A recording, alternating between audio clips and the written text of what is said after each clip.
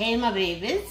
So I just wanted to do this quick video right quick because being from New Orleans, I love my pickle meat and my red beans and my smothered cabbages and all type, greens and things like that. And here in Tennessee, it's not existent. You can't find it.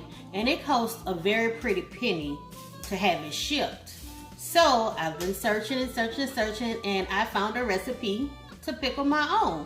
And I want you guys to, help me, or we can do it together, figure this out and see how we can make our own pickle meat that's the same quality when you live abroad. So let's get to that. And I am so excited because I hope it come out right. It's quite the process, but I think it's going to be worth it, y'all. So let's figure out how we're gonna make our own pickle meat. This is an old pot. I know it's ugly, but this is perfect for the brine.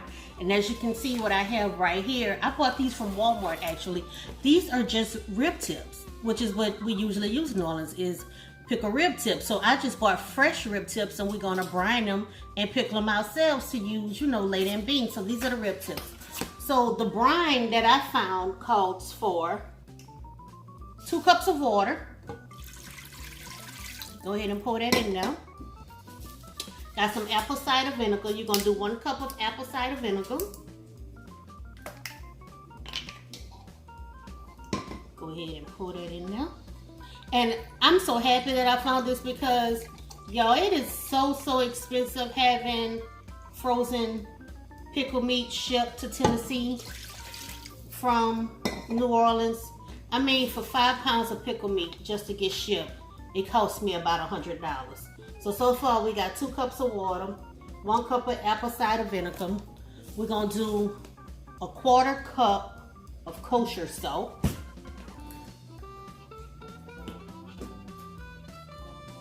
If I can find my 1/4 cup measuring cup, you can tell I was not prepared. Alright, here we go. So, a 1/4 cup of kosher salt.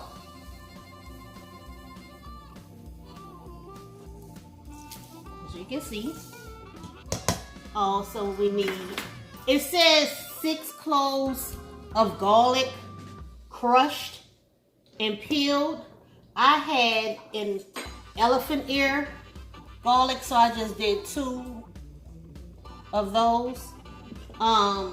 Cloves of that, and what I'm gonna do, I'm just gonna kind of like keep them chunky and throw them in there. Also, I'm going to put in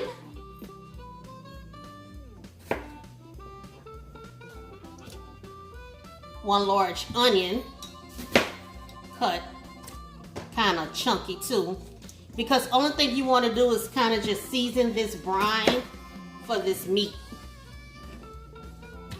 And this is what you're gonna soak all your pickled pork in once it's boiled. All right, and now we're gonna put in, it calls for 2 tablespoons of sugar. So we just gonna go 2 tablespoons of white sugar, like so. And next it's gonna it calls for 2 tablespoons of yellow mustard seeds. 2 tablespoons of yellow mustard seeds. So we're gonna put 2 of those in there. And this recipe actually had 5-star reviews. So, and everybody from New Orleans said it tastes just like a brine you would get, or the pickle meat you would get from home. Next we're gonna go with 1 tablespoon of crushed red peppers. Gonna put that in there. We're gonna do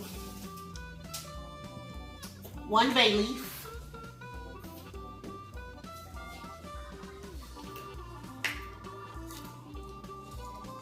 bay leaf.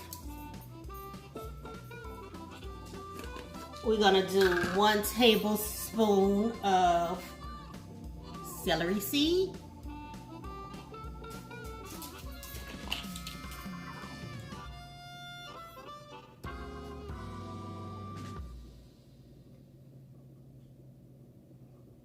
Let's put that in there. And then we're gonna do a 1/4 teaspoon of whole black peppercorns.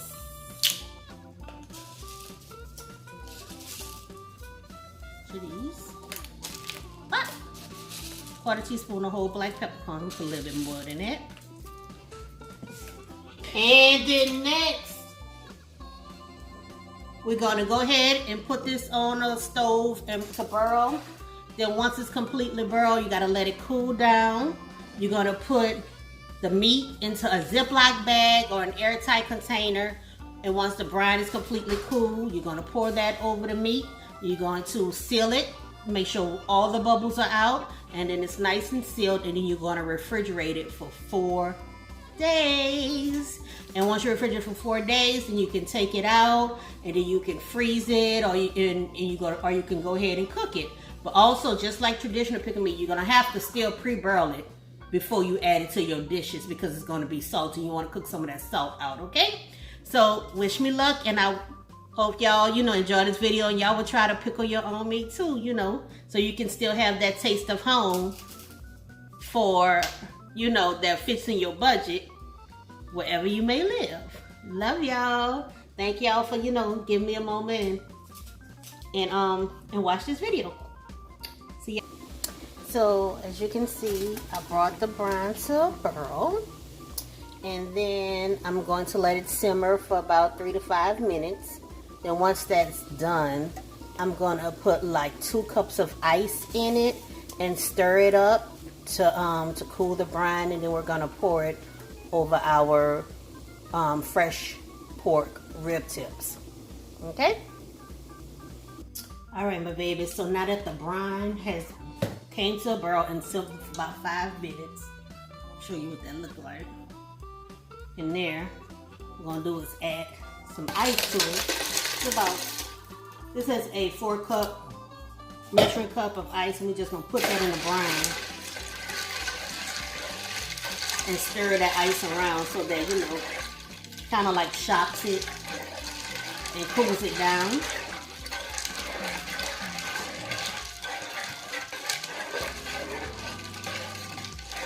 And once all the ice is melted into it, that's how you're gonna know it's completely cool. We're gonna pour it over here into this bowl and make sure that it's fully covered and incorporated. And then I'm gonna cover this bowl with saran wrap and then put the lid on it to make sure it's nice and sealed, really tightly, airtight. And then we're gonna put it in the fridge for 4 days. Yeah, it's nice and cool.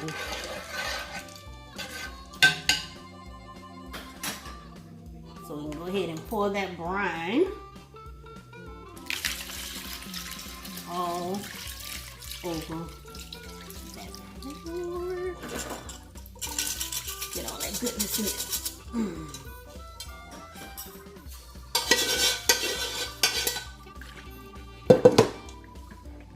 I'm just gonna go ahead and let that sit. Look at that.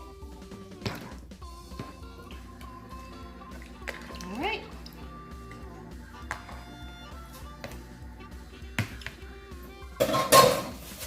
Cover that with some saran wrap.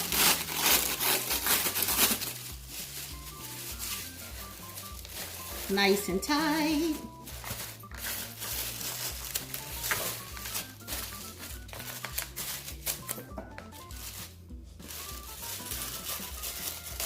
Excuse my ghetto-ness, y'all. I'm trying to use scissors to cut my saran wrap because these heathens up here done broke the darn box that it come in.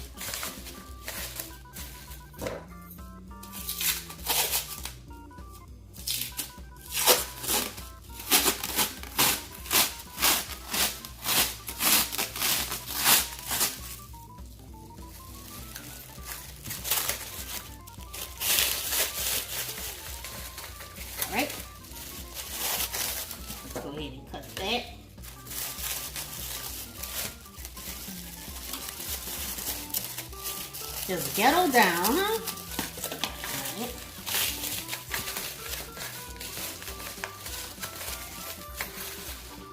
All right.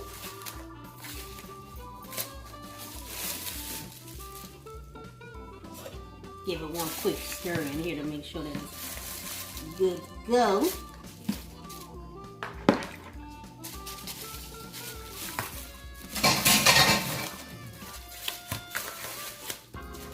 Put that lid on it, press it real good, and into the fridge it goes for 4 days.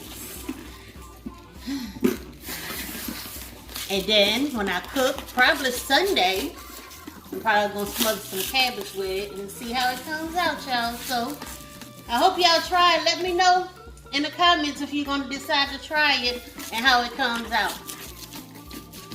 Love y'all.